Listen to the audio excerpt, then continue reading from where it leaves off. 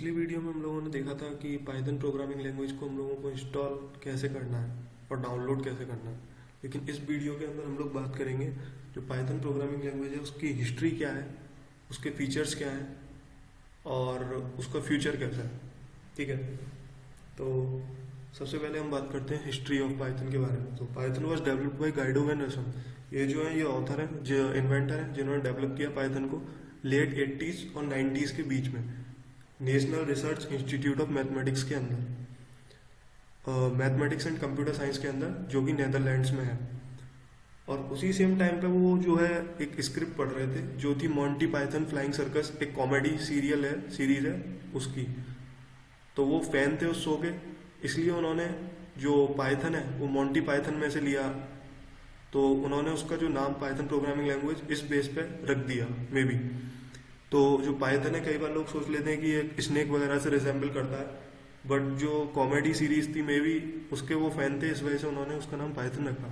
ठीक है, तो ये छोटी सी हिस्ट्री थी पाइथन के बारे में। और हिस्ट्री अगर आपको पढ़नी है तो आप ऑनलाइन सर्च कर सकते हैं, विकीपीडिया वगैरह पर जा सकते हैं, लेकिन जो इम्पोर्टेंट थी वो यहाँ पर आ गई। जो नेक्स्ट हम लोग बात करेंगे वो है फीचर्स के बारे में। सबसे पहला फीचर है सिंपल है, इसका सिंटैक्स बहुत सिंपल है, इजी टू लर्न है, फ्री है, ओपन सोर्स है, हाई लेवल लैंग्वेज है, इंटरेक्टिव है। पोर्टेबल का मतलब ये है कि इसके हम लोग मैक पर भी चला सकते हैं, लाइनक्स पर भी चला सकते हैं और विंडोज पर भी चला सकते हैं। मतलब अलग अलग सिस्टम्स के लिए अवेलेबल है। हम लोगों को अलग अलग इंटरप्रीटर की वहाँ पर जरूरत पड़ेगी, हम लोगों को अलग अलग पाइथन इंस्टॉल करना पड़ेगा, लेकिन हमारा प्रोग्राम जो है वो पोर्टेबल वहाँ पर हो जाएगा।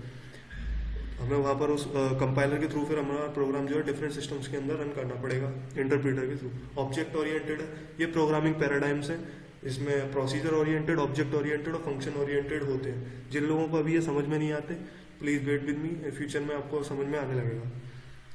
और इंटरप्रीटेड का मतलब ये है, लैंग्वेज दो तरीके की होती है, कंपाइलर बेस्ड और एक इंटरप्रीटर बेस्ड। इंटरप्रीटर थोड़ा सा स्लो होता है कंपाइलर से, लेकिन इसके अंदर और बेनिफिट्स होते हैं, जैसे एरर डिटेक्शन जो है वो इजीली कर पाता है इंसान और समझना आसान होता है।